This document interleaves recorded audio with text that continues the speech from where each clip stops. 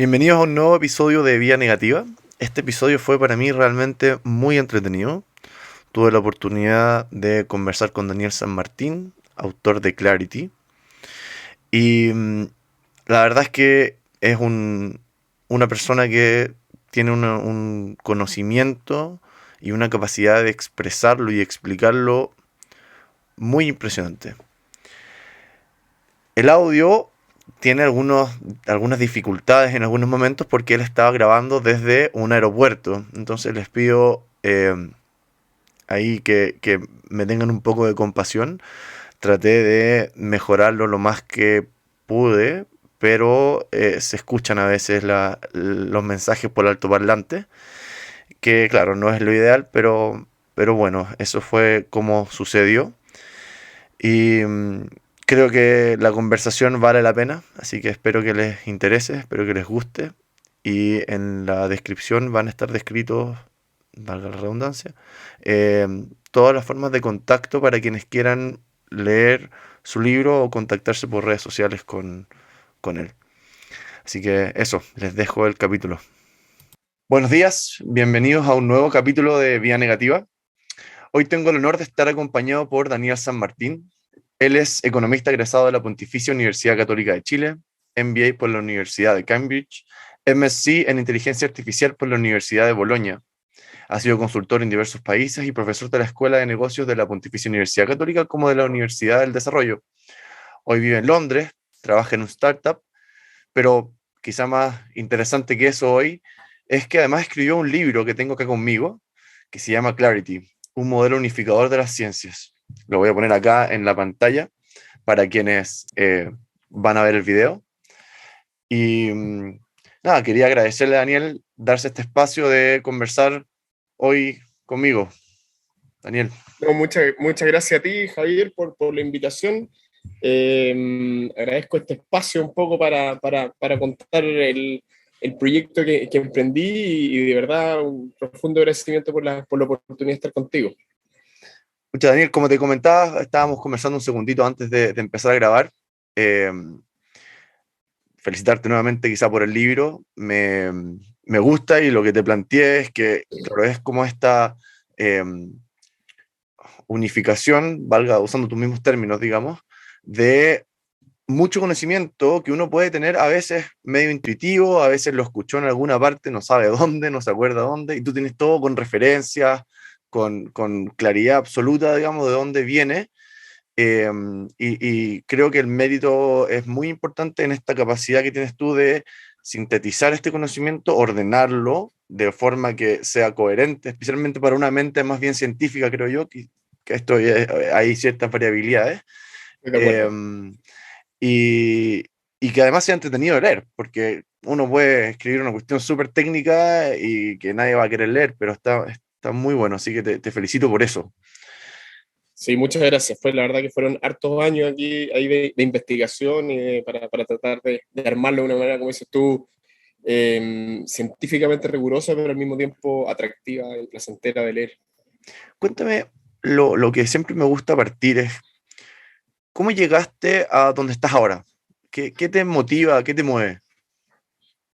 Sí, la verdad que yo diría básicamente curiosidad. Desde muy chico, desde muy niño, siempre fui el típico niño curioso que le gustaba aprender de todo, desde biología hasta astrofísica y desde sociología hasta ciencia política. Y de hecho el problema que tenía, tampoco me iba tan bien en el colegio, estaba la verdad que más interesado en leer por fuera, Mm. con esto no estoy diciendo que era fuera un niño prodigio, ni mucho menos, pero sí muy curioso. Y siempre me interesaba o me interesó esta como pretensión de tratar de unificar, de decir, mira, en realidad acá hay lenguajes distintos, hay diferentes maneras de abordar las cosas, pero falta en la literatura de divulgación científica algo que trate de irle dando como sentido a esto. Y la verdad que esa fue una pretensión que como bien etérea al principio, pero que vino desde siempre. La verdad, desde muy chico, desde que me puedo acordar, fanático de Discovery, etcétera, etcétera. Mm. Y en realidad fue después de la universidad, cuando ya me puse a trabajar. Trabajaba, la verdad que escribir no era mi ocupación principal en esa época. Trabajaba en LAN, digamos, como yo estudié economía y después me dediqué a los negocios. Y me tocaba viajar mucho, tenía mucho tiempo en los aeropuertos y empecé a tratar por puro hobby al principio de escribir, decir, oye, cállate, esto es interesante y esto cansa, tratar de empezar de manera súper informal a encontrar ciertos patrones. Entonces, por ejemplo, me pasaba, oye, hay ciertas cosas del desarrollo de las células que se parecen mucho al desarrollo de las ciudades, ciertos patrones, fenómenos. Y empecé como a tratar de buscar esto, pero de nuevo, casi como un hobby personal. Y con el tiempo fueron pasando los años y fue empezando a tomar forma. Empecé a tener suficiente contenido para empezar a darle un cierto sentido y me di cuenta que se podía ordenar toda esta literatura donde hay como patrones comunes entre las diferentes disciplinas. Y ya yo creo que es difícil ponerle una fecha, pero desde que empecé a escribir hasta que realmente dije, ok, tengo un libro y voy a ordenarlo, de haber pasado por lo menos 4 años. Ya. Así que fue un proceso bastante gradual, ¿no? No fue que un día me vino una epifanía y dije, este es el modelo, sino que fueron como 10 años en total desde que empecé a escribir hasta que publiqué. Así que fue un proceso bastante gradual desde el 2010. Claro, es que, o sea, cuando uno lee tu libro, se nota que no puede ser un libro escrito demasiado rápido porque hay demasiada condensación de muchas cosas. En el fondo, tienes que ponerle horas a lectura para poder escribir algo así. No es una novela que uno pueda imaginar, digamos, Stephen King, que se sienta a escribir e imagina lo que va a pasar. Exacto, Sino que no, esto está imposible. basado en mucha lectura y se nota, digamos.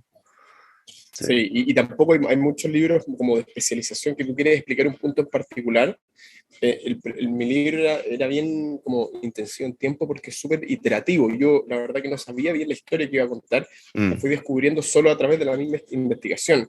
Entonces, de hecho, escribí mucho que no quedó en la versión final del libro. Yo siempre cuento que estimo que debe haber escrito de una calidad tal vez paupérrima en algunas cosas, pero he escrito alrededor de unas 10.000 páginas en total, de las cuales quedan 270, 300 páginas en el libro final. claro. Eh, porque lo demás lo tuve que escribir para darme cuenta, para poder encontrar esta como estructura simple y clara, creo yo, que termina quedando en el libro.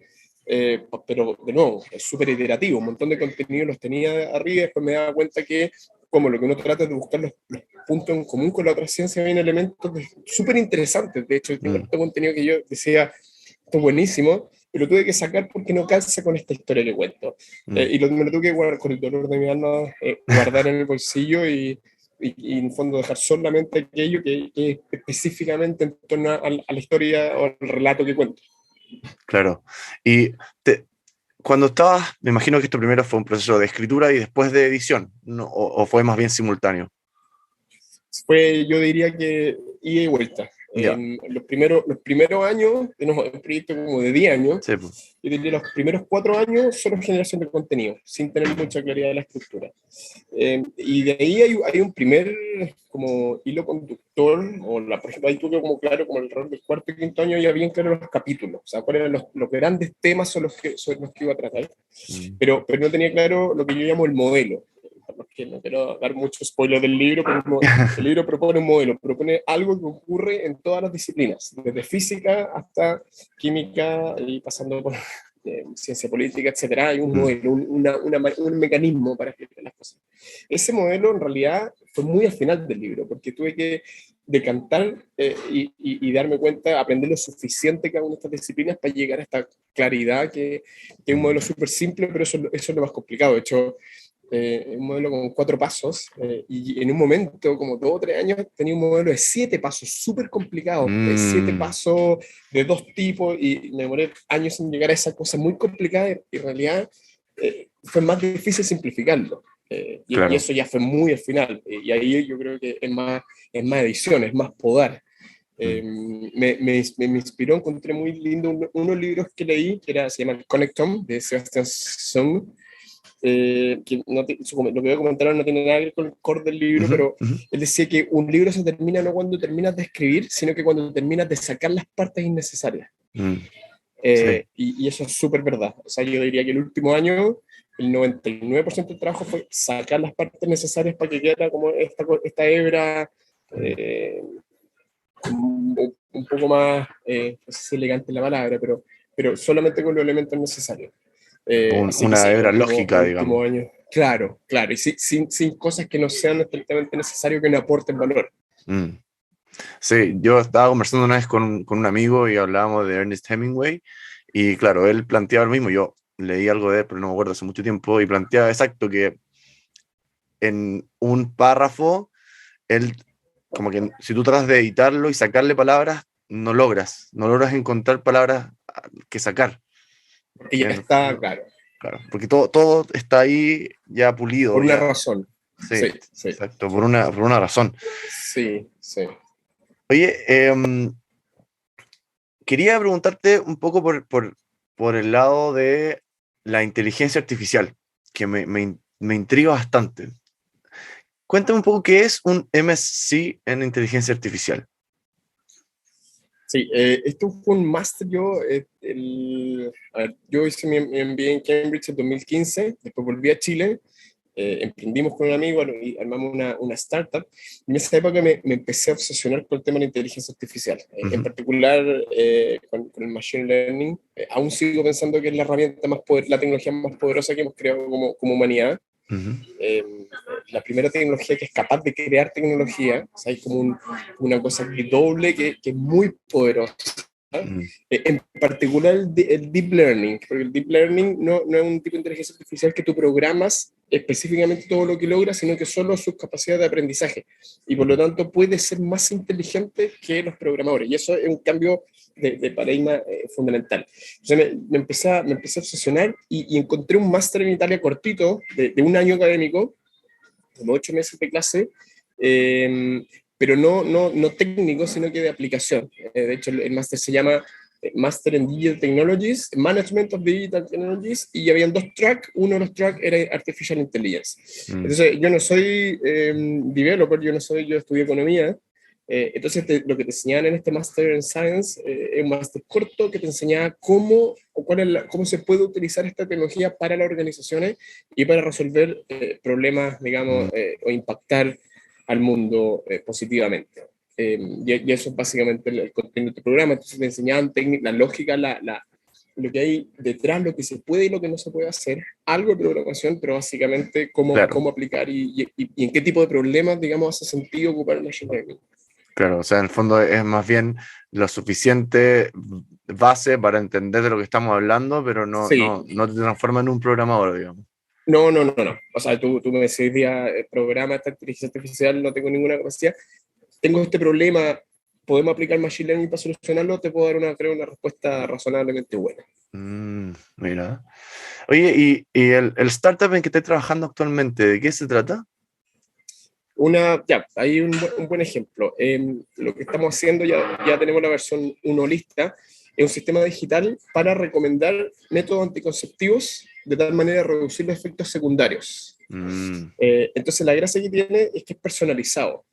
La chica rellena un cuestionario, hace un test hormonal de sangre, y con toda esa información, nosotros tenemos una base de datos monstruosa que básicamente lo que hace es recopilar todo el conocimiento científico de la interacción entre los diferentes métodos anticonceptivos y los diferentes efectos secundarios. Entonces nosotros sabemos para cada test, para cada perfil hormonal.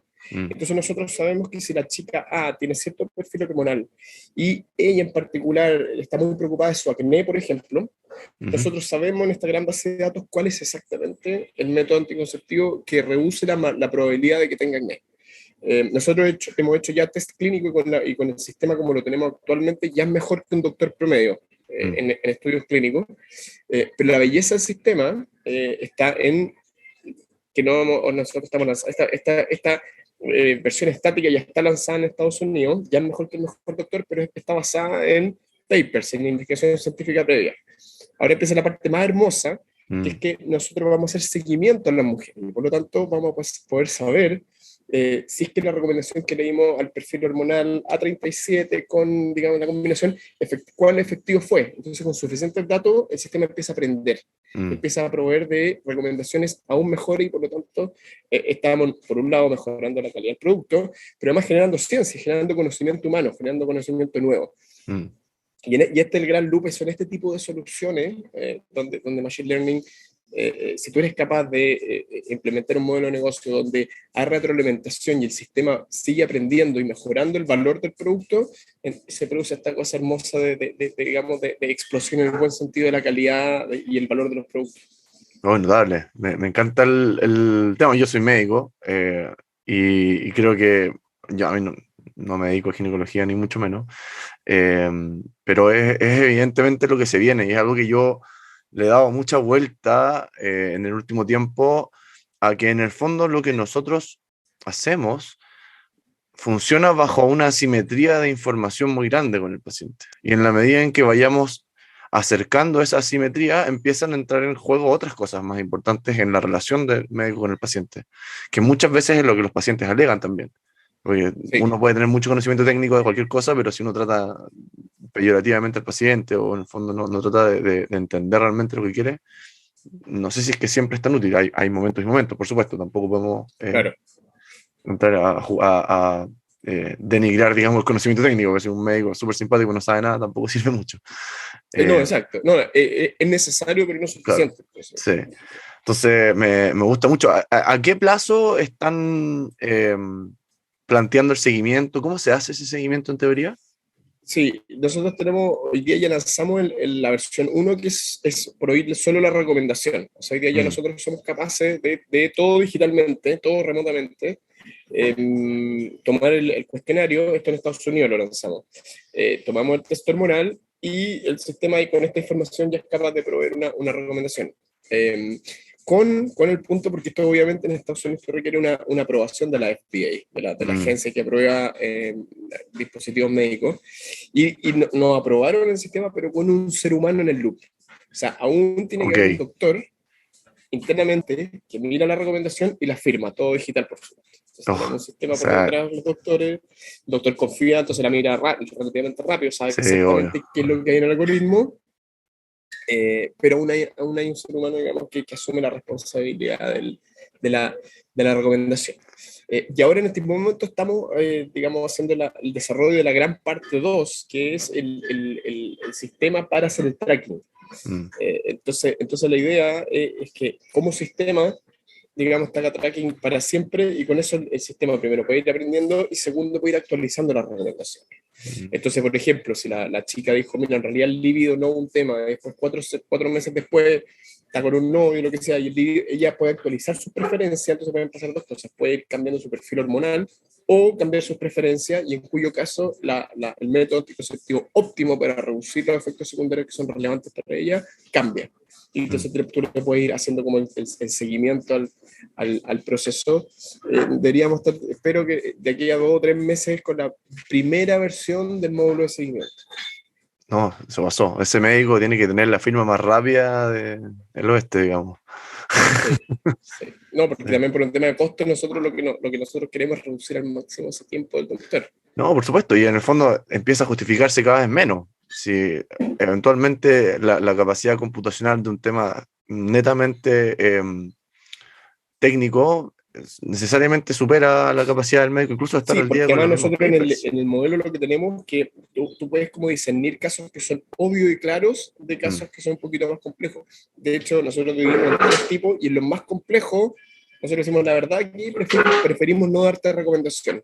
mm, El 10% de los casos más complejos. Después el siguiente 20% que nosotros decimos, mira, en realidad esta es tu recomendación, pero ojo, yo te recomendaría un médico. Y hay un 70% de los casos que son de bajo riesgo, que son perfiles hormonales más comunes, etcétera, etcétera, que no hay ningún riesgo, que es casi obvio la decisión, y ahí nosotros decimos, mira, esta es la píldora. Entonces ahí también somos responsables de no dar una recomendación, sino para casos que son un poquito más complicados médicamente.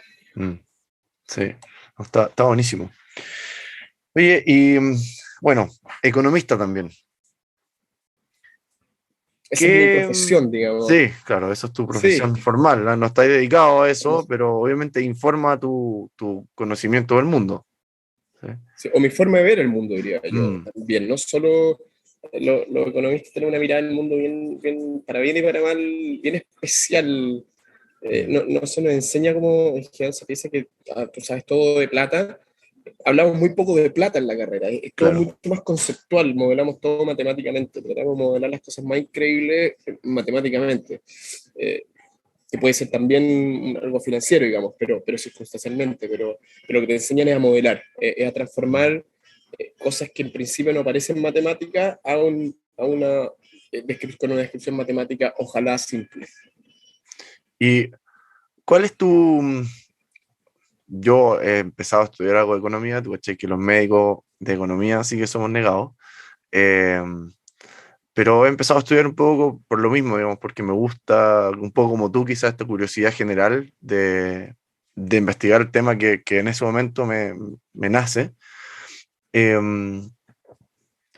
¿Cuál es tu visión actual eh, predominante? Digamos, me imagino que nada debe ser muy absoluto, pero ¿cuál es tu visión predominante en el fondo de los modelos económicos que hay que te llega más cercanamente, que te mueve un poco más tu... No, ¿A qué me ¿A qué te refiero? refieres con Sí, me modelos? refiero Sí. a que hay, no sé, está la escuela austriaca, están los que son más keynesianos, Ah, está, ¿cachai? Como en ese sentido, como para sí, sí, eso orientarnos. era como, digamos, en términos académicos. Mm, Yo vengo de la escuela de comercial de economía de la Católica, que es ultra súper neoliberal. ujú, A nosotros se nos enseña casi como una religión la economía neoliberal. Y desafortunadamente nos enseña muy poco economía austriaca, ujú, como toda la catalaxia, eh, y nos enseña muy poquito también digamos, formalmente de economía marxista, economía, incluso el keynesianismo es visto con recelo. El keynesianismo es como un mm, poquito más a la izquierda, si se quiere, en un cuadro simple, que el neoliberalismo. Es como, sí, libre mercados, pero con el Estado, digamos, tratando de... Yo ya si lo quieres ver como académicamente, soy más keynesianista que, para traducirlo en español más simple, es economía social de mercado. O sea, una economía que es de mercado, pero que donde el Estado interfiere, regula y realiza corrección en aquellos aspectos donde la economía de mercado claramente no funciona. mm, Y interesante la pregunta porque no me la esperaba. Me ha ido pasando que me he ido yendo quizás cada vez, mientras más leo, mientras más investigo, tal vez ujú, me he ido yendo económicamente cada vez más a la izquierda. A mí, por ejemplo, en la universidad me enseñaron esto de que, por ejemplo, el Estado, cualquier provisión de servicio del Estado es nefasta. El Estado no debe mm, proveer ni educación ni salud. ujú, Y se da una argumentación neoliberal, digamos, de flexibilidad de precios, de incentivos, etcétera, etcétera. ujú, Eh, pero lo que uno ve empíricamente, por ejemplo, si uno empieza a ver, a salirse como del fundamentalismo y empieza a ver, analizar empíricamente, de hecho, estaba leyendo el otro día un estudio en UK, en Inglaterra, que entre combinación, por ejemplo, provisión de salud, si uno mide por peso invertido el retorno en términos de calidad, y uno, por ejemplo, compara solo privado, solo público y mixto, el solo privado es el único que claramente genera peores retornos por mm, cada peso. Y la evidencia en eso, si uno va por evidencia, más allá de la teoría, sino que por evidencia, es brutal, es súper contundente. mm, Entonces, me he ido pasando a una visión en general en la ciencia cada vez más como de empirismo más radical, de decir, mira, la verdad es tan complejo esto tan complejas estas políticas, que hay que ir y hay que testear, y hay que ver qué es lo que funciona o no funciona empíricamente, y hay casos de casi todo. mm. Entonces, respondiendo a la pregunta antes, probablemente soy más neo-keynesianista, pero ya, digamos, a un nivel más amplio de la pregunta, me voy volviendo cada vez más empírico y menos teórico. Son fenómenos demasiado complejos para tratar de resolver a partir de los primeros principios. Mm, sí, eso es algo que es bien interesante en la forma de ir planteando la vida. Yo creo que a mí me pasó un poco lo mismo en mi práctica médica también, a pesar de que no podéis dejar de lado, digamos, la teoría, porque siempre hay nuevas cosas. Pero aceptar un poco más ese empiricismo epistemológico de Sí, evaluar y yo creo que vamos para realmente. allá. Mm, Como humanidad, estamos mm, yendo cada vez más hacia un empirismo, creo yo. De hecho, mm. vamos a tener un empirismo bien radical. A mí eso ya, de lo poco que he estudiado, yo soy más de la idea y creo que tiene mucho más que ver en el fondo con mi visión evolutiva de una economía de no nada que sea obviamente más libre, digamos, más laissez-faire y en cierto sentido confiar en las decisiones de las personas, que tiene mucho que ver con la evolución y te lo quería plantear de esa forma porque no sé si tú has leído a Nassim Taleb, No, ¿no? Te lo recomiendo, te va a gustar, porque él viene del mundo de las finanzas, filósofo, matemático. Entonces te plantea las cosas en base a matemáticas. Y a mí así, explosión mental por 100. eh, y él plantea conceptos muy interesantes que son el tema de fragilidad y antifragilidad. Eh, la fragilidad entendido como cualquier objeto que por energía externa o estrés externo pierde su función. Todos los objetos que los seres humanos creamos en general son frágiles. Solamente va a depender qué tanta energía le llega al sistema, ¿no? ¿Cachai? O sea, una copa de cristal es mucho más frágil que sí, una pesa. claro. Y cuando nosotros pensamos tradicionalmente en lo que es opuesto a fragilidad, pensamos en lo que es robusto, Sí, que pero no es lo mismo, claro. claro, podría ser como una pesa en el fondo. ¿Cachai? Sí. Pero lo que es antifrágil sería aquello que se beneficia de esta energía externa. En el fondo se hace más fuerte, que es una analogía muy buena para entender cómo funciona el sistema musculoesquelético, el sistema inmune, un millón de cosas biológicas. Eh, y claro, una de las cosas que él plantea siempre y tiene mucho que ver con este concepto que tú sabes harto en el libro de la termodinámica, del segundo principio de termodinámica, de la entropía, que la antifragilidad de cualquier sistema depende de la fragilidad de sus partes. Entonces, cuando tú quieres hacer más antifrágil algo, o en el fondo disminuir su fragilidad, lo único que estás haciendo es transferir la fragilidad a otro lado, que tiene mucho que Como ver con el hacia principio de adentro. entropía. Ah, por Oh, ejemplo, si es que yo quiero eh,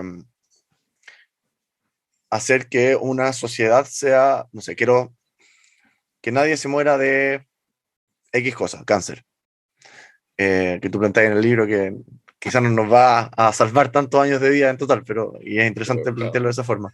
Pero eh, la única forma de generar, digamos, esa antifragilidad o esa robustez al cáncer es transfiriendo la fragilidad desde otro lado, que es un poco también lo que se atisba en esa estimación que tú haces, porque tendríamos que destinar tal cantidad de recursos a eso que necesariamente vamos a dejar otras cosas de lado. Y esas cosas de Ok, lado se ok, pero fragilizan está más. dentro del sistema, o sea, partes del sistema. Si yo quiero solucionar la fragilidad de una parte del sistema, hago Claro, digo, ya. O sea, si transformo quiero ser menos generalmente, frágil una parte, hago más frágil la otra. claro, en general tiene que ver con eso. Es bien entretenido cuando uno empieza como a evaluar las políticas públicas y todas las cosas desde esa perspectiva, porque te empiezas a dar cuenta que eso tiene mucho de razón. Y en la evolución también funciona así. ¿Cachai? O sea, por ejemplo, la fragilidad de las aves del paraíso, la antifragilidad en el fondo de las aves del paraíso, que todavía existen y que estén creciendo, depende de la fragilidad de sus partes, del mecanismo que tú hablas de selección en el fondo. Y, Qué y interesante. si uno se mete a tratar de lo que tú mismo decías, de esta inmortalidad, si uno se trata de inmortalizar una de esas partes, o sea, hacerla antifrágil, o no sé si antifrágil, pero por lo menos robusta, Sí, o eliminar su fragilidad, se fragiliza el sistema hacia arriba. o sea, ¿Cachai? siempre tienes como una cantidad total de fragilidad que es como que no puedes escapar de ella. Claro, y es fractal. En el fondo, Y es fractal. es muy entretenido porque me hace demasiado sentido con tu forma de explicar el libro, que la antifragilidad de la célula depende de la fragilidad de sus componentes. Si sus componentes fallan y dejan de morirse, cáncer. Chao. La antifragilidad del órgano depende de la fragilidad de sus células. Misma situación. La antifragilidad del ser humano depende de la fragilidad de sus sistemas. Así que no se renueva el músculo, tenemos un problema. Y así, en el fondo es Claro. fractal de la misma forma que tú explicas desde los quarks Ah, hasta qué interesante, qué la interesante. La sociedad. verdad que no lo he leído. Mándame ahí Sí, te lo voy a mandar, te lo voy a mandar, te va a gustar mucho. el dato. Sí, te va a gustar mucho. Y así que me gustó harto de leerte porque sentí paralelos con un gallo que yo admiro caleta, porque en verdad es muy interesante en lo que plantea, pero desde una visión radicalmente distinta, ¿cachai? En el fondo no pensaba de esos términos, pero llegando un poco a lo Claro, mismo. como llegas como a principios similares. Sí. Y de hecho, el nombre de este podcast, que se llama Vía Negativa, tiene mucho que ver con un concepto que él plantea ahí, que viene de la teología, pero que es el mecanismo en que realmente cuando uno se plantea la evolución es cómo funciona esta. Que la evolución no funciona y tú lo planteas en algún minuto después de que la explicas bien, eh, que no es que la evolución funcione seleccionando realmente lo mejor, porque eso No, requeriría una entidad consciente detrás de esa selección, exacto. sino que lo que ocurre es que se van eliminando aquellos que no funcionan, Claro, aquellos que no se adaptan. las nuevas propuestas, los diseños a proponer es un proceso aleatorio, digamos. Exacto, No exacto. hay una guía. Exactamente, exactamente. Entonces Eso, eso le permite al sistema ser antifrágil, esa fragilidad de los componentes, que sí. van cayendo nomás, ¿cachai? Entonces eso yo lo encontré muy entretenido porque llegáis a una conclusión y yo noto actualmente cuando los autores han leído a Taleb, porque usan el concepto antifrágil, y tú no lo sabes en ningún Claro, momento, ¿cachai? no lo Entonces por eso uso. me tincó Claro, que no lo había leído, pero llegáis un poco a una conclusión muy similar. Me, perfecto. No, entonces va a ser muy interesante ahora leerlo y verlo como desde mi visión también. sí, Probablemente me va a sí. gustar mucho. Sí, y en tu modelo Clarity, digamos, de estos 4 pasos, está necesariamente metido esta situación. ¿Cachai? Y es muy bueno, muy bueno. Te quería plantear, yéndonos un poco más al libro quizá ahora, antes de irnos por las ramas que a mí me encantan, pero Está em, buenísimo. sí.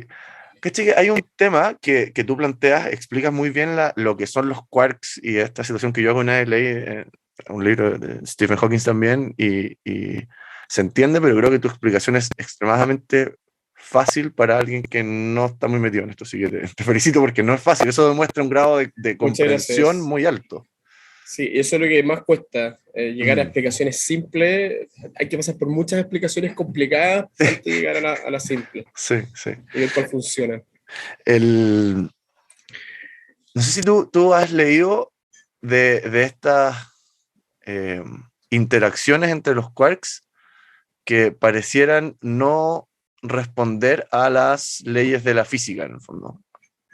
Que no sé si lo has leído, que cuando tú separas un átomo y tienes quark arriba y quark abajo, cuando tú Bueno, cambias separa el la núcleo posición, atómico. sí, en el fondo una partícula que tú separaste y que se transforma en sus quarks, en sus componentes, que son no solamente quarks, que tú explicas muy bien ahí, cuando tú mueves esos quarks que estaban pareados, se mueve el otro y respectivamente la distancia al mismo tiempo. ¿No lo había No he escuchado? leído eso. No, No. es, es eso junto con este tema de que los fotones funcionan como ondas y como partículas dependiendo de si hay un observador externo, que también, ¿eso lo has Sí, escuchado? sí, eso sí, sí, eso sí. Ya. Eso es como el experimento clásico, la rendija. Sí, sí, Sí, sí, sí. exacto, ese mismo. Esos dos temas son de los temas que más me han volado Sí, la pero el cabeza. primero te entiendo porque en general el modelo Mm, estándar, las predicciones matemáticas son súper robustas comparado con la evidencia empírica. Entonces, sí, no sé cuál como diferencias te refieren con respecto a los quarks. es que lo que yo he ido trabajando en mi mente, digamos, con todo este tema de la ciencia es que he ido aceptando en cierta medida esta como visión un poco más eh, metafísica de algo unificador detrás de las cosas, que, que como que entra muy en conflicto con la visión más científica y tú explicáis muy bien de dónde sale este impulso también y todas estas cosas en verdad quedan muy bien explicadas en el libro. Pero estos pequeños experimentos, estas pequeñas cosas que entran en conflicto con el resto, siempre me hacen cuestionarme. ¿Cachai? ¿Dónde está el límite de la ciencia? ¿Dónde está el límite Entonces, claro, este impulso que tú explicas de sentirnos unidos, de sentirnos uno con la creación, de, eh, ex- extrapolarnos más allá de nuestra corporeidad y plantearnos como unificados con el resto, eh, es más allá de la explicación, que está muy buena, igual es raro que esto nos pase constantemente, ¿cachai? A pesar de la gente que se sabe la explicación científica, igual lo siente y como que en cierto sentido de repente te aceptáis esa cuestión. Entonces, cuando uno lo plantea desde este tipo de cosas, como los quarks moviéndose de forma unida, y hay un experimento al respecto, no me acuerdo exactamente cuál fue la Pero tal vez están distancia, hablando pero del entanglement, de cuando tienes dos sí, partículas que están. Ya, pero eso no necesita ser quarks. Tú puedes tener dos fotones vinculados en entangle. no, Y lo puedes tener yo a creo, millón y ahí sí, cuando cambias la propiedad de uno, por ejemplo, el spin de uno, el sí, otro siempre va a cambiar al otro spin. No exacto, son eso era necesariamente, exactamente no lo son que, quarks. bueno, lo tenéis mucho más claro que yo, Sí, se llama eso, entrelazamiento cuántico. eso. Ya, ese tipo de cosas, ¿cachai? A mí me hacen como darle una vuelta heavy a, ok, ¿dónde está entonces el límite de esta en- comprensión científica de qué tan entrelazados estamos? ¿Cachai? Igual Sí, la que... verdad que para serte franco, yo Ujú, tengo una visión puramente científica. Para mí estos fenómenos no permiten, en términos si uno es riguroso lógicamente, no permiten añadir ni quitar información mm, respecto a tus propias convicciones espirituales que son absolutamente respetables, pero para mí no hay ningún elemento en la mecánica cuántica que de verdad permita añadir información al respecto. mm. Dicho en español más simple, yo no tengo una interpretación metafísica, sino Sí, que pues es claro, puramente claro. física. Sí. Sí, no, sí, y se nota, digamos, en el libro queda súper claro. Pero ese tipo de fenómenos, igual que el tema de la rendija de los protones, o sea, de los fotones funcionando como partículas o como ondas O sea, electromagnéticas, la dualidad onda-partículas, sí. sí, pues. Pero es un fenómeno súper bien descrito matemáticamente. O sea, ya Mm, desde las ecuaciones de Maxwell está ultra bien descrito matemáticamente y no hay ninguna cosa como rara. Lo que pasa es ujú, que a la intuición humana, efectivamente, mm, muchos fenómenos cuánticos nos parecen mágicos y extraños claro. porque nosotros no evolucionamos para entender las cosas de esa manera, pero el modelo matemático que tenemos no tiene como espacio cosas que nos sorprendan ya, prácticamente. Mm. Y de hecho a mí me molesta un poco, la prensa a veces sale como con ciertas noticias como esto demuestra que salió el Ah, otro sí. día, por ejemplo, un tema de el peso, hay una partícula que es el bosón W, Mm, ya, ujú, que está errada toda nuestra ciencia. Tenemos 7 medidas y esta fue una que está un poquito separada, pero no está demostrando nada. O sea, de hecho, se habla que el modelo estándar de partícula es el modelo científico más exitoso de la historia humana. Te permite predecir una cantidad gigante de fenómenos con un grado de precisión de hasta como 15 decimales. O sea, mm, es absolutamente los únicos 2 puntos donde falla el modelo estándar en sistemas de alta energía, particularmente agujeros negros, o sea, mm, cuando nos estamos acercando a estudiar lo que pasa en gravedades que se acercan al infinito, ahí efectivamente las ecuaciones no te predicen los fenómenos y el principio del universo, que son mm, situaciones muy particulares. Entonces, en estas dos situaciones particulares, agujeros negros e inicio del universo, el modelo estándar se te desarma. Pero en cualquier otra circunstancia, es absolutamente predictivo y no hay como esta confusión que a veces la mm, prensa trata de mostrar, sino que simplemente lo que ocurre es que estas estructuras matemáticas no coinciden con la intuición humana, porque nuestra mm, intuición evolucionó, que yo era una piedra que cae, me parece obvio, pero porque evolucionamos para evaluar y tratar de actuar con estos fenómenos como macroscópicos, porque necesitamos sobrevivir. Si yo veo una piedra cayendo, tengo que saber que me va a caer y me muevo. mm, Entonces nuestro cerebro evolucionó para que sea obvio los fenómenos macroscópicos. claro. Pero no teníamos ninguna necesidad de que nuestro cerebro desarrollara la intuición con fenómenos cuánticos.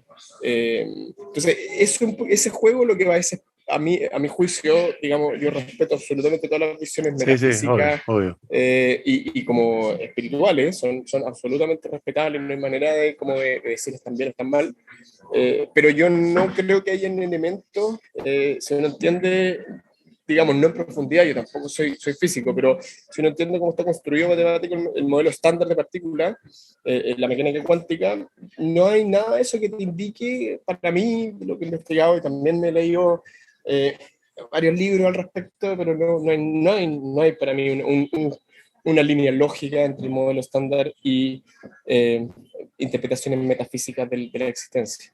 Claro.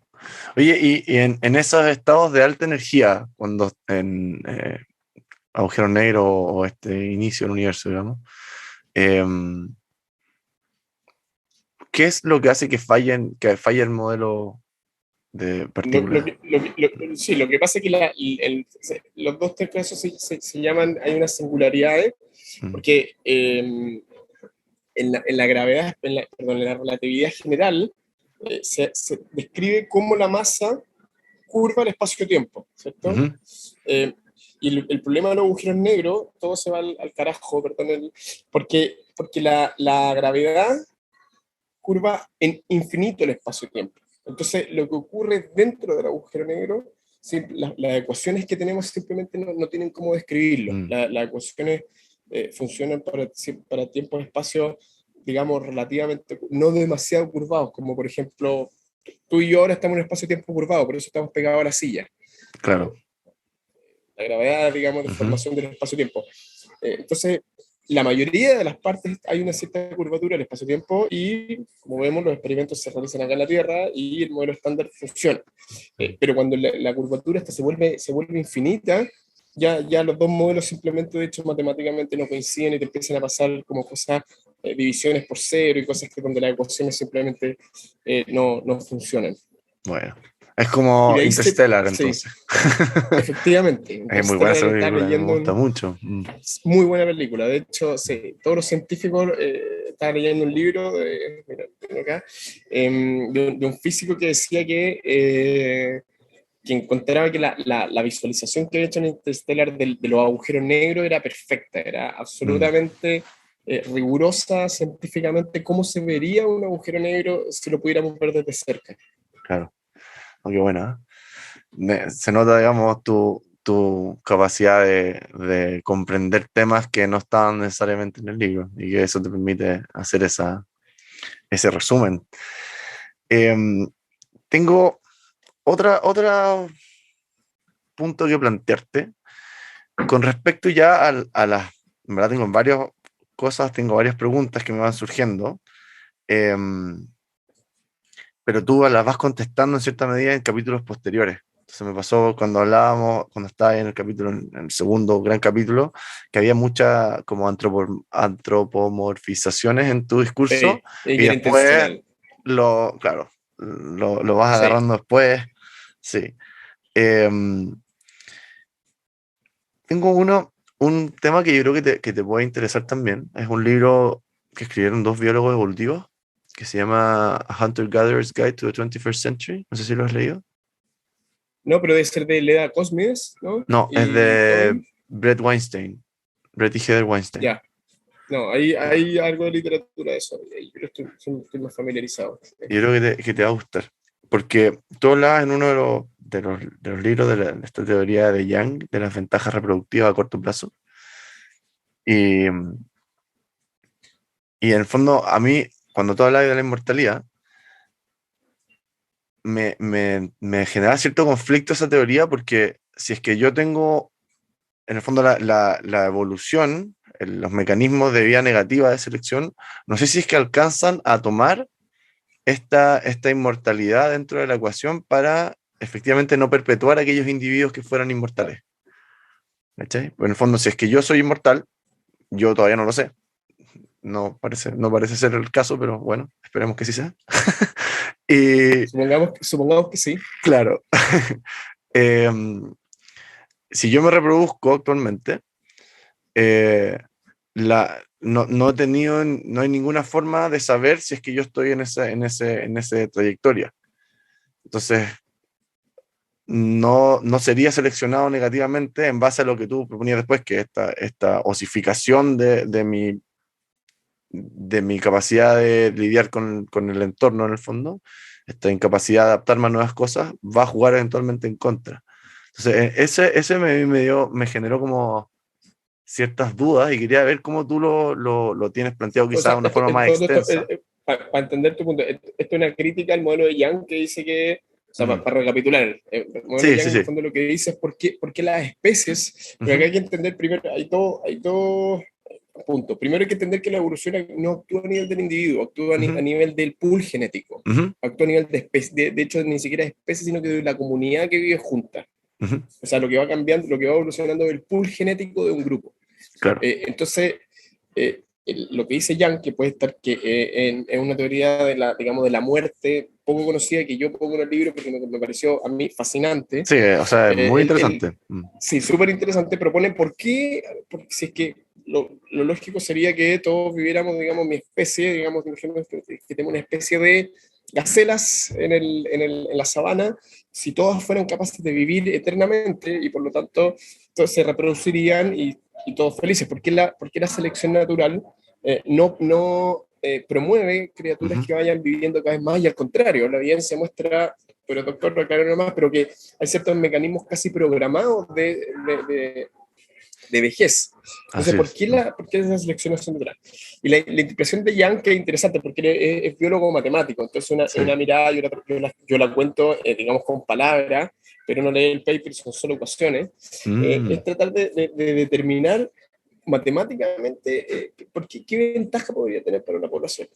Entonces, él toma dos supuestos bien razonables. Dice, supongamos que los recursos son limitados. Esa es una cosa que uno necesita para entenderlo ya. Supongamos que este grupo de gacelas tiene recursos limitados, porque si los recursos son ilimitados, su modelo no sirve, no tiene sentido.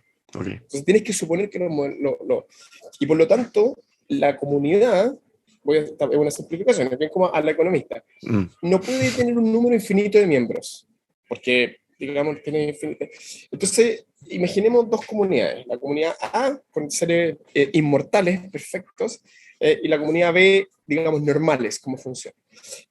Ambos dos tienen un tamaño del mismo, son clones, tienen el mismo tamaño máximo, porque los recursos son limitados. El problema de la comunidad A, que como ya tiene a todos sus miembros, ya imaginemos que llegó al límite poblacional, pero ninguno muere.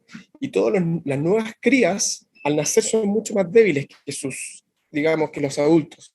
Y por lo tanto, dado que hay recursos limitados, morirían las crías. Nunca lograrían llegar a la adultez, porque una cría es físicamente mucho más débil. Morirían por situaciones hambre. no determinadas por la vejez, digamos. Morirían de hambre, sí, porque hay tenemos que comida recordar, suficiente, tenemos 1000 individuos inmortales, el límite de la población aquí está la comunidad, tenemos 1000 individuos, y ya existen 1000 individuos, no alcanza la comida para nadie más que 1000 individuos, y son todos inmortales, todos jóvenes, inteligentes, hermosos, y todos los que nazcan, digamos, son débiles, inexpertos. Y ahora tenemos una comunidad B, también limitada a 1000 individuos, pero donde los miembros van envejeciendo. Y por lo tanto, los nuevos tienen como competir internamente contra los viejos. Entonces, los viejos ya están, la gacela un poco se le olvidan las cosas, digamos, y ya no pueden correr tanto. Y los jóvenes, aunque son más inexpertos, tal vez son mucho más rápidos. Y por lo tanto, los viejos empiezan a morir. Y los jóvenes entonces empiezan a tomar. Y por lo tanto, lo que empieza a pasar es que la comunidad que con inmortales tiene el mismo número, pero hay cambio, existe el cambio, hay mutación, hay renovación. Y por lo tanto, y hay renovación. Entonces, en ambientes el segundo supuesto importante, Jan, te había dicho que hay dos supuestos, uno es recursos limitados, y segundo, que el ambiente, que es un supuesto súper razonable, que el ambiente no es absolutamente estable. Porque claro, en un ambiente que es absolutamente, perfectamente estable, claro, esos 1000 individuos inmortales pueden seguir por toda la eternidad, pero en la naturaleza eso no pasa. En la naturaleza hay cambios ambientales. Y por lo tanto, una comunidad que es capaz de irse adaptando a los cambios, definitivamente tiene una ventaja en el largo plazo por sobre una comunidad donde sus miembros son fijos. Y por eso que tiene sentido, digamos, matemático para la comunidad, no para el individuo, y eso es súper importante entenderlo. Para la comunidad, tener la capacidad de envejecer le da más probabilidad de sobrevivir en largo plazo. Esto es exactamente lo mismo que hablábamos antes de fragilidad y antifragilidad. ¿Cachai? La antifragilidad de la especie depende de la fragilidad de sus componentes. Entonces, lo puedes mirar así, la verdad que no lo había visto como concepto de pero sí. Y es lo mismo, pero a mí lo que me generaba dudas con ese modelo, porque, claro, si tú tienes recursos finitos y eso evidentemente en la expectativa evolutiva de la mayoría de las especies, y eso después te quiero meter el siguiente tema al respecto, pero la mayoría de las especies, de todas las especies quizás digamos que no son humanos, es básicamente un hecho de la causa.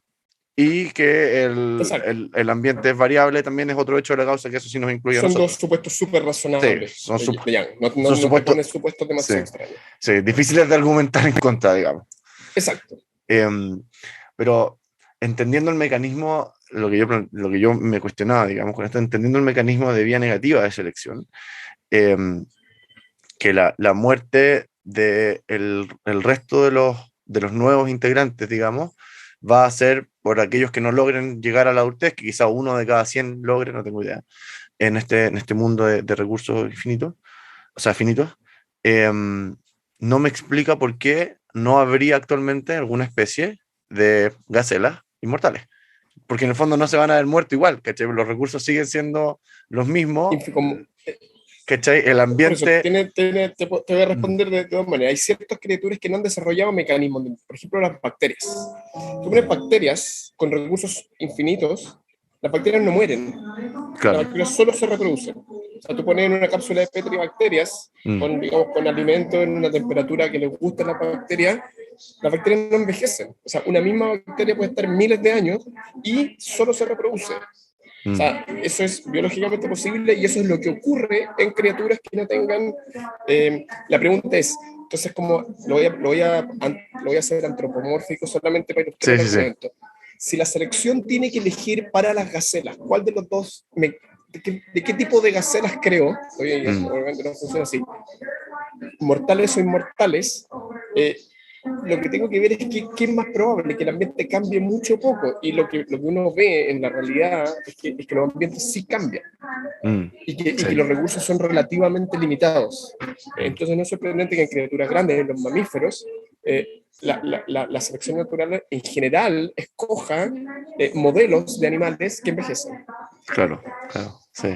No, sí, sí, sí, el final, el argumento eh, entendido desde el punto de vista de los recursos finitos hace, en el fondo te completa esta situación. Se completa, sí. Sí, Pero, porque si no, sí, no, pues no habría ningún efectivamente, costo. O sea, yo tengo lo, si, selección natural, pero me debería tener a los inmortales reproduciéndose como locos y a los nuevos llenando y llenando y llenando, por mm, supuesto, hasta llenar el sí, universo entero, que es el caso de las bacterias. claro, sí, pues. Sí, de hecho, una de las cosas que pasa, digamos, con la selección siendo imperfecta, muchas de sus cosas es que hay organismos que pueden señalizar falsamente fitness evolutivo. Exacto. Y eso pasa, digamos, y claro, eventualmente su descendencia no está realmente adaptada a este ambiente, sino que fue una falsa señalización. Y de Claro, hecho, pero por eso que eso se resuelve al entender que la selección opera a nivel de pool sí, genético. por supuesto, sí. Porque si fuera a nivel de individuo, claro, como individuo te convendría señalizar cosas sin tener el costo de desarrollar esa estructura o lo que sea, Sí, pero al final para la especie o sea, ese genoma termina desapareciendo porque para la especie no es productivo. sí. Sí, es muy interesante ese tema porque al final la selección de las poblaciones necesariamente se da por la selección de los individuos o la desaparición de aquellos que no funcionan en el fondo. Eso, exacto, sí. Sí, Pero lo que se selecciona son los genes del pool genético. O sí, sea, exacto. En el fondo se eliminan los que no sirven. Que sí, por los eso genes que no sirven a través de la eliminación de individuos. del individuo, sí. Por eso es importante para mí entenderlo como por vía negativa, porque ayuda mucho más a entender esto que si uno lo plantea de una forma más Claro, positivista, si uno quiere. claro, de acuerdo. En ese tema de los recursos limitados, quería llegar a tu último capítulo, donde tú planteas este futuro, y no sé si me imagino que lo has escuchado, este argumento en el fondo maltusiano versus cornucopiano, que son Sí. como las dos ramas. Estoy bastante metido, de hecho estoy como metiéndome a esos temas en particular ahora, ¿Sí? lleno. De hecho en el libro, en Clarity, yo lo he dado un poco. Hay gente que lo hizo intencional, digamos. En la parte digo, mira, en realidad no sé lo que va a pasar, pero seamos optimistas y supongamos Sí, que... pues, pones la visión optimista también. y tengo, claro, la visión optimista, pero no explico mucho el mecanismo de cómo podría ocurrir eso Mm. y ahora estoy, digamos, investigando más en ese punto en particular. ¿Y Pero sí, qué estáis investigando en eso actualmente? No, o sea, como estoy tratando de nuevo, con perspectiva y entendiendo la ciencia, tratar de entender lo más como racionalmente posible el dilema que estamos como humanidad. Yo creo Mm, que en general, además, o sea, yo entiendo a la prensa porque tiene que hacer simplificación y todo, pero realmente se nos pone como en un dilema que es un falso dilema, como que mm, casi que tenemos que volver a la etapa de las cavernas, sí, sí, y si no nos vamos a extinguir. sí. O, La vida en la mm, Tierra se va a acabar si es que no... sí, Sí. o sea, de partida, por ejemplo, Eso si ya la es una humanidad falacia desaparezca, gigantesca. sí, o sea, es casi imposible, puede que haya una crisis nuclear Mm, y todo, mm, pero que desaparezcan todos los seres humanos es casi imposible. Eh, mm, sí, extinción humana, esto es casi imposible. sí, Dicho eso, efectivamente estamos en una crisis como termodinámica. O sea, de hecho, no lo hablemos físicamente, sí. pensémoslo. Este grupo de gacelas lo que nos pasó como seres humanos es que efectivamente somos tan buenos adaptándonos a nuevos entornos que en la analogía anterior, efectivamente fuimos Mm, creciendo, creciendo, creciendo, creciendo, y nos fuimos comiendo, conquistando una nueva expansión humana desde hace 80.000 años, y es impresionante. Si uno hiciera una animación de cómo partimos en África, siendo una especie más de primates, digamos, sin ninguna gracia, en la esquina, o sea, con la gracia, digamos, de inteligencia, ujú, pero ujú, en un puntito en la esquina de África. mm, A mí me hubiera apostado que hoy día somos lo que somos, de la biomasa somos una parte importante, o sea, el mundo está literalmente lleno de humanos. mm, Estaba leyendo ahora un libro, no me acuerdo las cifras, pero de la cantidad de energía que la Tierra entera tiene, ocupamos una parte considerable, o sea, ya mm. estamos realmente tocando los límites físicos de la analogía de la casela, de los límites, de los De los recursos recursos que tenemos. disponibles. Mm, Entonces, no hay muchas soluciones, si uno lo piensa analíticamente, digamos, cuando digo soluciones, estoy pensando casi matemáticamente. sí. O bien bueno, somos menos humanos, que es una posibilidad, digamos, matemática, o bien cada humano, digamos, consume menos recursos de la Tierra, o bien salimos del planeta. En términos lógicos, no hay Mm. muchos Y otros. la cuarta opción, que aprendemos a usar nuevos recursos, que, caché que a mí me ha ido cayendo la teja con ese tema, digamos, soy más cornucopiano si quería en ese sentido. Eh, leí un libro que también es de un autor chileno que se llama Un verdor terrible, no sé si lo has leído. No, Ya, es un relato no he que, leído ninguno de tus libros que sí, bueno, está bueno, pues ¿viste? Así, me así vas a los dos tener que nos mandar la beneficiamos. lista. Sí, yo también Exacto, tengo que pedirte varios libros, intercambio de conocimiento, obvio, mejor todos ganamos. Eh, suma positiva, digamos. suma positiva, Exacto. exactamente. Eh, él es uno de los relatos más interesantes que yo he leído en un libro, porque, valga la redundancia, eh, porque él plantea un relato histórico, mm, a ratos con un narrador omnisciente en situaciones históricas, que obviamente nunca puede existir, pero el relato se une por el color verde, lo que como que no tienen, es muy difícil imaginárselo, ¿cachai? Bueno, pero dentro de las cosas que él plantea, se mete mucho con el desarrollo tecnológico en distintas etapas y varias cosas, Sí, pero plantea lo que pasó con el problema del nitrógeno en su momento, que en su momento el nitrógeno se planteó como el siguiente recurso que se iba a acabar, tanto así que nosotros, humanidad, nosotros no estábamos vivos, sí, eh, íbamos sí, a, pero nosotros, claro, íbamos a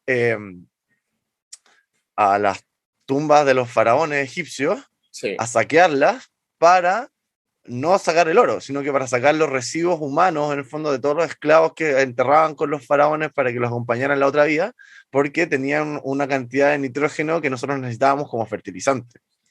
Y de hecho también me recuerda lo que pasa, a propósito de un podcast que escuché de una coreana del norte que se llama Yeonmi Park, que en Corea del Norte actualmente, gracias a su sistema súper fantástico, tienen tráfico de fecas humanas en los niños, porque no hay fertilizante. Bueno, el problema del nitrógeno no es un problema solamente, digamos, de esa época. Pero cuando esto ya en verdad iba a ser el límite y no íbamos a acabar, no íbamos a poder crecer más plantas, no íbamos a quedar sin alimento y todo, alguien logra fijar el nitrógeno atmosférico Sí.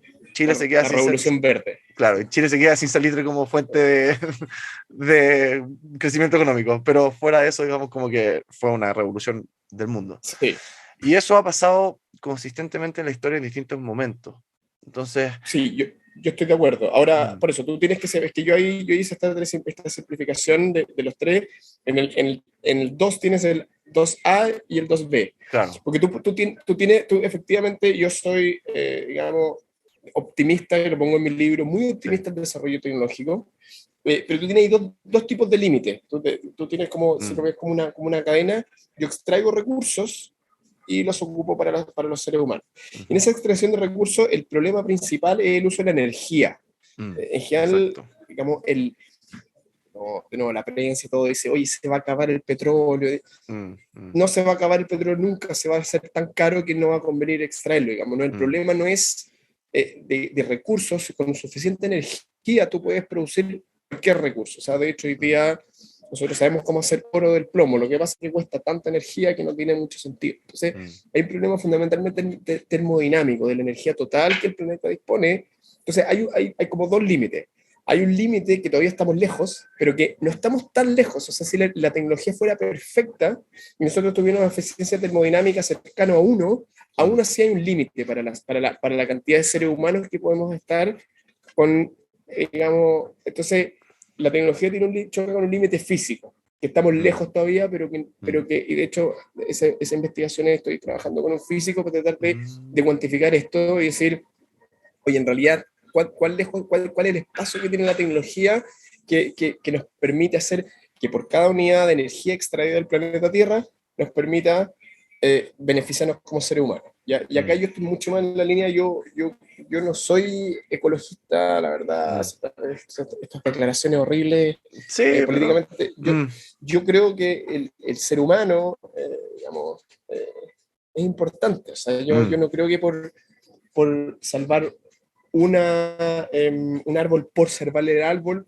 tengamos que sacrificar bienestar humano, particularmente en los países más pobres. ujú, Creo que la ecuación es distinta. La ecuación es mm, cómo nosotros diseñamos la trayectoria de uso de recursos de tal manera de maximizar el bienestar humano. Porque mm, lo que está pasando ahora es que nos estamos pegando, digamos, por la espalda, mm, estamos gestionando el sistema económico global de manera que nosotros mismos estamos extrayendo menos de lo que podríamos. mm. ¿Se entiende? Sí, sí, sí, sí. Entonces, incluso si uno lo optimiza, lo piensa de manera humana, efectivamente uno debería diseñar la trayectoria de extracción de recursos de tal manera de que en el largo plazo los seres humanos estemos lo mejor posible, y para eso hay que ir cuantificando los límites. Entonces, volviendo un poco, ordenando lo que estoy tratando, mi argumento. Yo sí creo en la tecnología, sí creo que la solución finalmente es la tecnología, pero aún con tecnología perfecta hay ciertos límites termodinámicos que son insuperables. O Mm, sea, el planeta Tierra no alcanza infinitos humanos y por lo tanto, eventualmente vamos a tener que, aún así, o consumir menos o salir del planeta o ser menos humanos.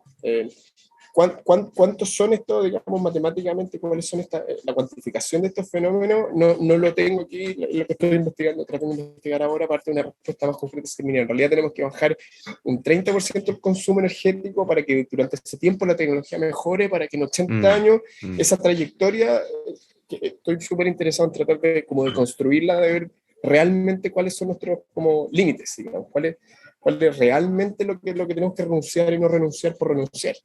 claro. Sí, es muy interesante porque tú planteas algo que yo también, mientras iba investigando, también he ido entendiendo en cierta medida que la energía renovable, más allá de tener muy buen marketing, no es realmente la solución a nuestros problemas. Que la energía nuclear, para mí, parece ser la solución, por lo menos en el corto plazo.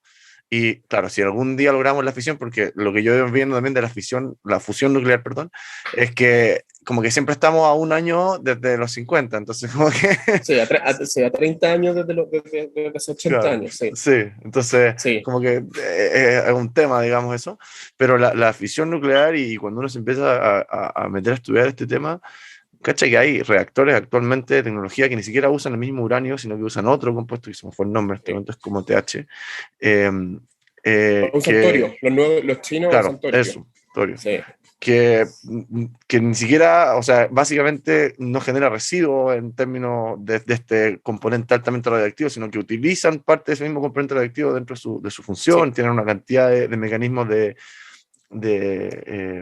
protección que son gigantes, como que en verdad es muy interesante ese tema. Sí, perdona. No, dale, dale. Eso No, es no, como quería lo... decir que efectivamente la energía nuclear Ujú. tiene una muy mala prensa, porque Sí, efectivamente los desastres son terribles y todo, pero si uno va como a temas de seguridad, de hecho es de los tipos si uno hace el cálculo de nuevo numérico, analítico, matemático, de cuánta gente muere por cada kilowatt producido, es la fuente más segura del mundo. sí. Lo que pasa es que, claro, que uno ve Chernobyl y murieron, Mm, pero por petróleo mueren todos los días mucha gente, sobre todo en países como mm. Bangladesh o Pakistán, por polución, mucha gente, Claro, que es por cientos de carbón en el miles al fondo. año, Mm, por carbón. Y claro, mm, uno no ve las noticias porque es todos los días. mm. Pero si uno hace las matemáticas, es muchas veces varios órdenes de magnitud superior a lo que mata o lo que ha matado históricamente, Sí, si uno lo compara justamente por cantidad de energía producida. Entonces, claro, en el corto plazo yo estoy de acuerdo contigo. Yo creo que de los mejores alternativas que tenemos es nuclear. Eh, lo renovable, la verdad que a mí también, el hecho de que algo sea renovable no es una solución al problema en el cual estamos atascados. El problema mm, no es que se nos está acabando el petróleo, que era como se veía en los años 80. El problema hoy día es que necesitamos producir energía sin como eh, subir la entropía del planeta a niveles que nos destruyan a nosotros mismos. claro, sin una externalización de costos que sea más allá de lo que después podamos solventar, digamos. Si uno Exacto, quiere verlo en exacto. términos Lo podéis económicos. frasear exactamente lo mismo. Lo que pasa es que, Claro. claro, la manera de cuantificar ese costo del planeta, la manera Mm. más simple y clara es a través de La entropía. entropía, sí, pues, esa es la De forma cuánta de primeros entropía principios. Mm, de primeros principios, o sea, que mm, te suma basura, más carbono, más calentamiento global, para que nosotros como humanos podamos, digamos, seguir desarrollando nuestra civilización, extraemos energía y con ese proceso mm. aumentamos la entropía del planeta. Y ese proceso tiene un límite porque el planeta como sistema tiene un cierto límite digamos, de energía que recibe dentro del Sol. Y estamos no tan lejos de ese límite. Claro. Nuestra transferencia de fragilidades del ambiente a nosotros está generando Lo más voy a mirar fragilidad así también. afuera también. Sí, Sí, exacto, exacto. eso es lo que estamos, Eso es. claro. Entonces tenemos que cambiar. La tecnología lo que te permite ir cambiando la tasa, Sí, digamos, pues. por cada unidad, si queréis, de felicidad humana o como lo queréis Ujú, poner, ujú, podemos ir consumiendo, ir exportando cada vez menos entropía. mm, Pero ese proceso tiene un límite, digamos, físico, digamos, porque mm, tú cuando tú comí, estás reduciendo tu entropía en tu mm, cuerpo. Cuando vamos a una fiesta y las luces y todo, hay un uso de energía que nos hace muy felices, digamos, mm, pero que físicamente genera entropía en el entorno.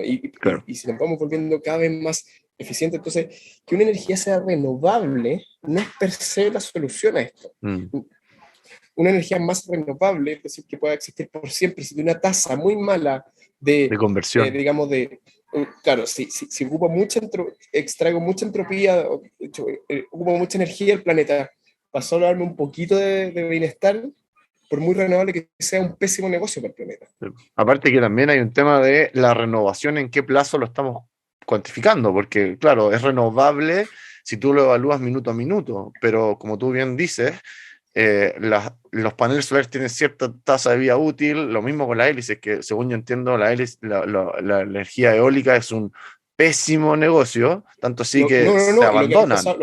lo que ha empezado a pasar, que se han empezado a dar cuenta de que parques eólicos muy grandes te cambian tanto como digamos, Flujo el ciclo, claro, el flujo de vientos, que el efecto sobre el planeta es un peor.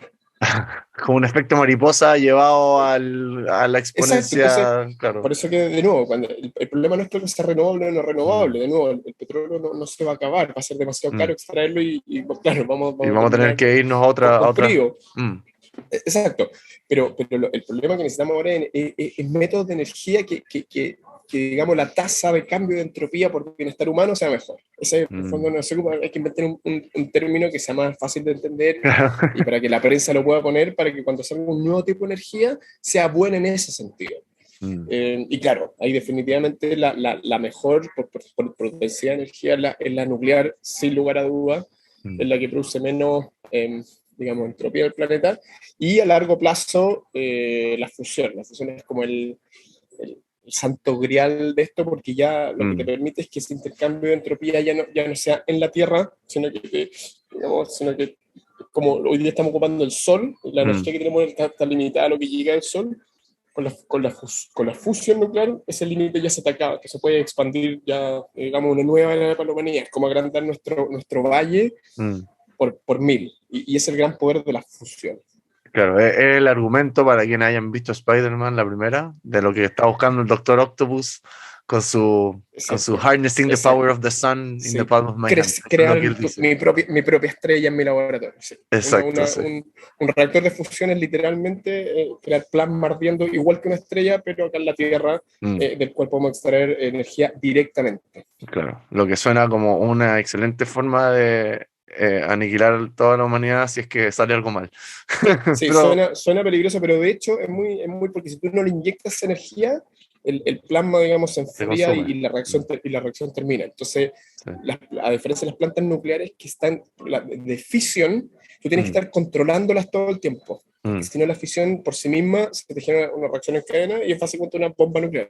exacto. La fusión es distinta, tú tienes que estar agregando la energía para poder generar la reacción y por lo tanto, si pasa algo, se cae el sistema, se acaba Mm. la luz, bla, bla, bla, el sistema se va a cero. Entonces, Pero también eso, es mucho más segura. pero eso es hasta que se estabilice, entiendo yo, ¿no? Porque cuando se estabiliza, en el fondo ya empieza a depender de la masa del sistema más que No, de la no, energía, ¿o no? tú necesitas agregarle Ah, energía igual todo tiene que el tiempo agregarle para mantener, constantemente. porque necesitas mantener el plasma caliente. Mm, El plasma tiene que estar, como no tenemos las presiones que tenemos en el Sol, porque la fusión nuclear se produce por una combinación de temperatura más presión al mm, interior de la estrella. mm, Como acá en la Tierra no tenemos, lo hacemos con magnetos, pero mucho más débil que la gravedad del centro de la Tierra, hay que calentarlo mucho más que lo que está al centro de es impresionante, ese es pero mucho más de lo que el Sol. ok, Entonces, para calentarlo, tú tienes que inyectar energía, digamos, una cantidad de energía brutal. sí, sí. Eh, y si tú paras, el plasma físicamente se te enfría y se te condensa. Mm, no, buenísimo. Oye, y otro tema interesante que tú planteas ahí, esta posibilidad, digamos, que hay hacia adelante, una de esas planteas como el fin del sufrimiento. Y me gusta Sí, porque tú lo planteas en términos evolutivos en un momento, como esta dualidad entre placer y dolor, si uno quiere, o sufrimiento y placer, como motor de la evolución de nuestro comportamiento, de muchas cosas. sí, Y yo te quería plantear un, un argumento ahí, que tú planteas en el libro más bien el motor basado en el placer, pero, y esto también es un argumento entendido en base a una situación que plantea Nassim Taleb también, es cierto, en uno de sus libros, tiene varios, em, que efectivamente nosotros tenemos una mayor aversión al riesgo porque el riesgo tiene la posibilidad de muerte.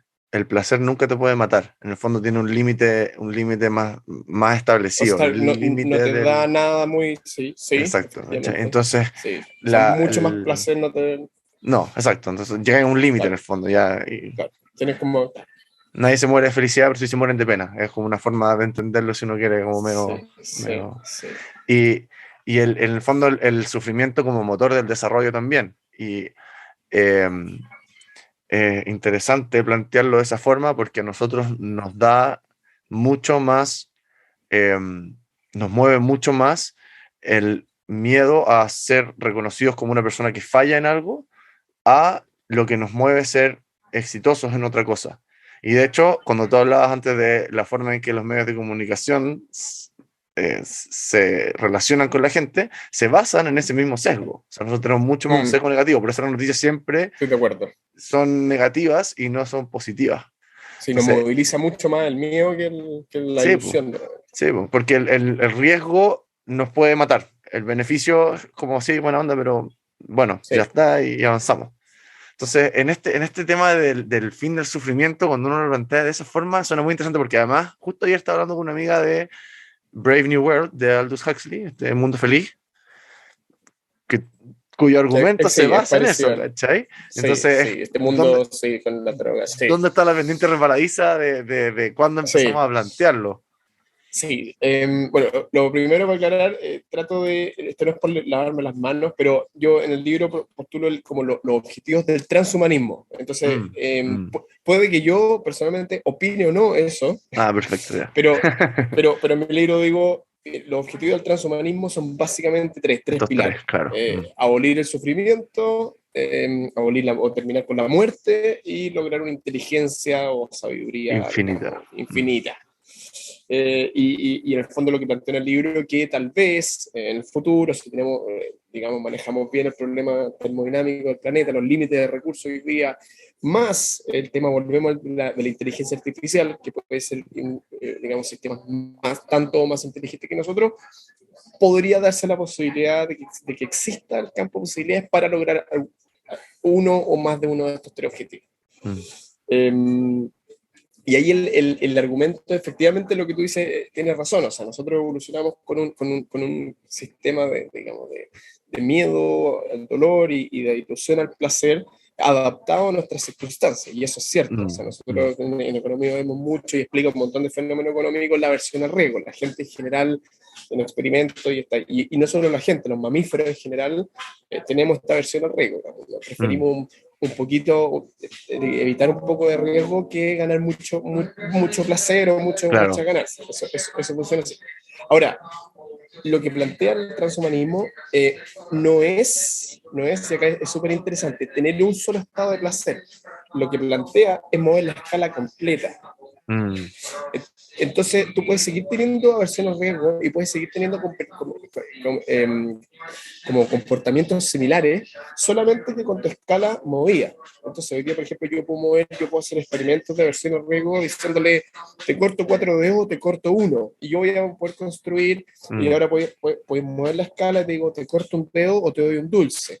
O puedes Mm. moverlo hacia el otro lado y puedes decir, te doy un dulce, te doy 20. Y claro, el comportamiento que tú dices siempre se da, pero Tremonino dice, pero si podemos lograr que todo el mundo esté lo más posible corrido en esta escala hacia el placer, y efectivamente necesitamos gradientes de placer para poder comportarnos, porque si estuviéramos igual de felices, digamos, tuviéramos una inyección de heroína, que estaríamos obviamente paralizados. Absolutamente. Mm. Necesitamos ciertos gradientes, Mm. pero lo que tú puedes lograr, y que de hecho es lo que ha ido pasando un poquito, no es a escala extrema, pero Mm. los niveles de bienestar humano hoy día son mucho mejores que hace Mm. 500.000 años. Hace Mm. 1000 años vivíamos aterrados. Todo el día que viniera una invasión, vivíamos atrás de una pared, nos comíamos 2 tiempos de comida, se morían la mitad de nuestros hijos. La vida era terrible. Y hoy Mm. día estamos tú y yo cómodamente Mm. hablando y con la temperatura rica y todo, y no estamos paralizados. Mm. Porque igual tenemos días malos y tenemos días buenos, y tenemos Mm. tristeza y tenemos... Pero la escala se ha ido corriendo. Sí. Entonces hay una frase que yo pongo, que de hecho no es mía en el libro, que los transhumanistas dicen que podríamos llegar a un buen día con gradientes de placer, es decir, días buenos y días malos, pero donde los malos sean maravillosos y los buenos sean sublimes. Claro. Mm. Entonces, en el fondo lo que plantean es correr la escala y hace sentido porque ya lo hemos ido haciendo, solamente que con muchas más posibilidades, digamos, de recursos, de energía, de inteligencia, podemos seguir esto a niveles mucho más altos, digamos. Es como si queremos resumir en un meme, es como el problema del primer mundo. Queremos Sí, tener puros o sea, problemas de primer mundo. puro primer mundo, Claro, que mi peor sufrimiento es que se exactamente. me cae el wifi y no puedo Sí, creer que qué en la terrible, qué vida, terrible me veía. claro, Y uno pueda podría decir eso subsistir. ya, podría uno plantearlo así ya al futuro, como que hoy el problema es que Claro, solamente pude viajar a, no sé, a la claro, luna. Podríamos, digamos, el meme claro. es Dos veces esta hacerse tan semana, sí. absurdo como Mm. solo fue a la luna 2 veces esta semana, o Claro, lo sí, que sea. sí, sí. Oye, bueno, me quedan, en verdad, tu libro da para hablar horas y tú das para hablar horas porque en verdad se nota la capacidad de conocimiento que tenéis de integrar un millón de cosas, pero quiero respetar el tiempo que habíamos planteado. Muchas Eh, gracias, sí. y quería dejarte este espacio, si tú quieres invitar a alguien, dónde te pueden seguir, qué, qué te gustaría plantear, lo que sea, libremente, el espacio es tuyo. Dale, muchas gracias, Javier. Bueno, primero, de nuevo, muchas gracias por la invitación. La verdad que se nota, estos temas me encantan, me apasiono, me pregunto y me vuelo conversando. A veces siento que Ítalo, que es amigo tuyo, creo, me Sí. reta de que no dejo hablar al otro, pero la verdad que no es por falta de respeto, sino porque me apasiono mucho conversando estos temas y me interesan mucho. Entonces, esta entrevista realmente me hace feliz, me encanta hablar con una persona interesante, inteligente como tú, así que muchas gracias, muy buena hora, lo pasé muy bien. Y claro, la gente que nos está escuchando, también agradecerle, y yo creo que, me imagino que son todos curiosos, o que la curiosidad es algo que lo empuja, y yo creo que la curiosidad es efectivamente una de las grandes virtudes del ser humano. Yo creo que las cosas que nos ha llevado a pasar de esta especie perdida en África a, por puro curiosos, llegar a conquistar el mundo entero. La ciencia, un origen de la causa, de una consecuencia de esta curiosidad. Y Clarity, o mi libro, trata de llenar el corazón de los curiosos. No solamente porque tiene de todo tipo de temas, de gente que se pregunta por qué las cosas son como son, pero también y fundamentalmente porque intenta vincular los diferentes saberes. Ese fue como mi objetivo. Y que a mí me llenó la curiosidad escribiéndolo, y espero y creo que la gente que es curiosa, que le gustan los diferentes temas y ver cómo el mundo funciona, va a disfrutar muchísimo Clarity. Así que los invito a si pueden conseguirlo, están todas las librerías de Chile. Estamos ya, además, ya dando el paso internacional, vamos a publicar en Colombia, estamos en conversaciones con México, España algún día, estamos iniciando conversaciones ya. También lo pueden encontrar, tenemos una página web que se llama aimclarity.com, AIM Ujú, como aim, como aspira, anhela, ujú. claridad, aimclarity.com. Y tenemos un Instagram también, donde nos pueden seguir, estamos siempre posteando, también aimclarity, @aimclarity. Perfecto, van Así a que, quedar ambos consignados igual en los comentarios del podcast. buenísimo, buenísimo, Javier. Daniel, algo que hayas cambiado tu opinión en cualquier momento de Desde tu que vida. lo Puede ser últimamente, puede ser desde que escribiste el libro, algo que tú hayas dicho, una convicción que tú tenías firme y que te haya cambiado. Eso es lo que a mí me gusta con Vía Negativa, porque una demostración de que algo es errado es suficiente para cambiar la teoría. No significa que tienes que desecharla entera, pero por lo menos para cambiarla. Entonces, algo que te haya cambiado tu opinión, que Qué tenías buena, así. qué buena pregunta. La verdad que muchas cosas. Yo Mm, creo que la gente que cambia de opinión, yo admiro de la gente que cambia de opinión. Esto de como mantener las convicciones siempre por toda tu vida, sobre todo en temas intelectuales, no tiene mucho sentido. O sea, de hecho creo que la ciencia está basada en decir, ups, me equivoqué. exacto. Eh, creo que yo tuve una época donde miraba el emprendimiento privado casi con resentimiento. Mm, Como, no sé si mm, resentimiento, pero o sea, yo habiendo estudiado economía y todo, veía como que el emprendedor es una persona que en el fondo solo está tratando de obtener beneficio y todo. Y me ha ido pasando por los años que efectivamente creo que la base del progreso humano es la invención, y la invención viene de la innovación. mm, Entonces creo que los innovadores, o este apetito por crear cosas nuevas, no solo no es malo, sino que es fundamental para que una sociedad funcione bien y se vaya, volvemos al ejemplo de la Gacela, se vaya renovando. Necesitamos gente que vaya creando nuevas empresas, que vaya creando nuevas maneras de hacer las cosas, y este impulso es efectivamente lo que permite que la sociedad se vaya renovando y pierda fragilidad, tal vez, se vaya volviendo más robusta. Entonces, creo que empujar la innovación, el emprendimiento privado y de todo tipo, es fundamental para la sociedad, y hoy día soy un pro innovación, pero así casi que jugado con todo. Así que yo creo que ese es un poco una de las cosas que dije, ¿sabes qué? Opinaba distinto y me equivoqué. Daniel, muchas gracias. Que tengas un muy buen viaje. Muchas gracias. Que vaya muy bien. Chao, Chao. chao. Esta fue mi conversación con Daniel San Martín, autor de Clarity. Espero que les haya gustado. Muchas gracias.